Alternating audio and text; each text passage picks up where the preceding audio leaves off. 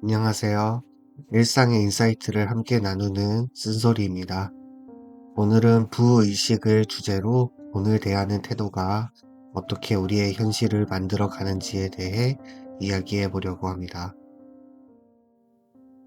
여러분은 혹시 돈이라는 단어를 들었을 때 어떤 감정이 드시나요? 설렘일까요? 불안일까요? 흥미롭게도 심리학에서는 사람이 돈을 떠올릴 때 나타나는 첫 번째 감정, 그것이 무의식적 부의식이라고 합니다. 자, 즉, wealth mindset을 드러낸다라고 말하고 있습니다. 나폴레온 힐은 이렇게 말했습니다. 돈은 먼저 마음속에서 창조된다. 그의 이 말은 단순히 긍정적으로 생각하면 부자가 된다라는 주문이 아닙니다.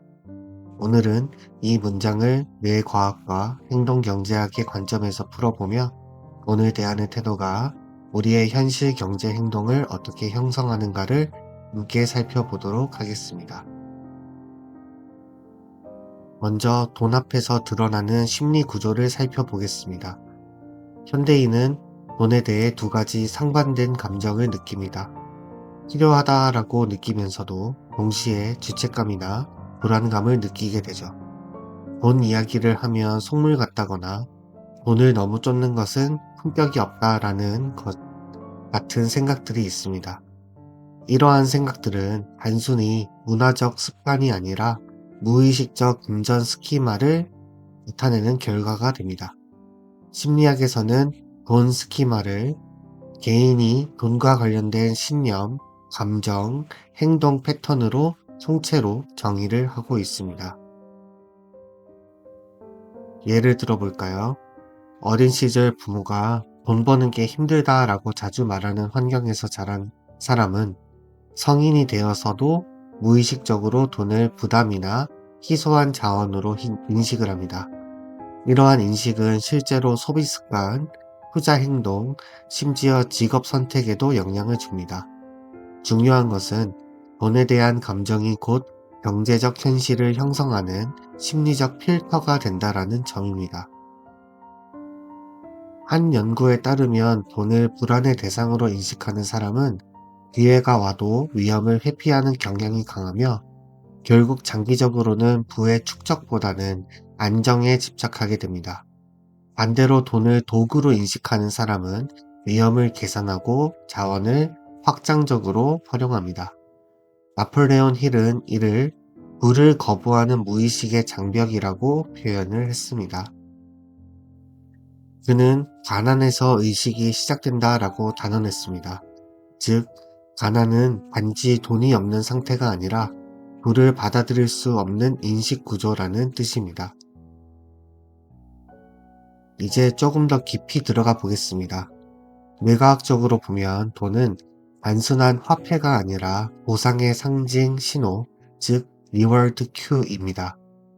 인간의 뇌는 돈을 벌 때 실제로 도파민 시스템을 활성화합니다. 특히 측자핵과 전두엽 피질이 함께 반응하는데 이 회로는 본래 생존에 필요한 자원 획득을 담당하던 영역입니다.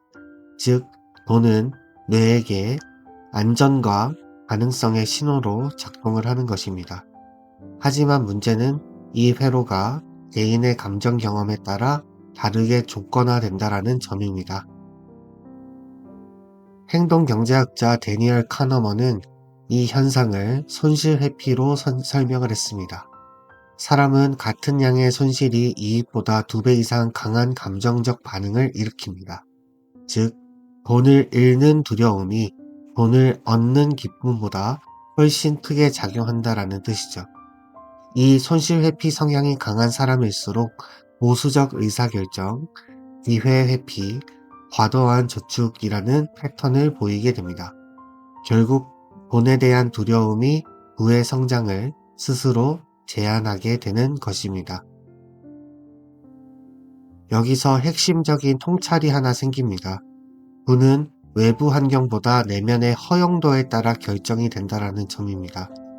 우리는 종종 돈이 인격을 바꾼다라고 말하지만 사실은 돈이 그 사람의 무의식을 드러낸다라는 표현이 조금 더 정확합니다. 돈이 많아지면 억눌려 있던 신념과 감정이 그대로 확장이 됩니다. 즉, 부의 크기는 마음이 감당할 수 있는 수준에서 형성이 됩니다. 심리학자 캐롤 드웩의 마인드셋 이론도 같은 이야기를 합니다. 고정 마인드셋을 가진 사람은 자신의 능력과 환경을 제한된 자원으로 인식을 하고 이건 한정된 파이야 라고 생각을 합니다. 반면 성장 마인드셋을 가진 사람은 그것을 확장 가능한 구조로 인식을 합니다. 이건 내가 확장할 수 있는 자원이야 라고 말이죠.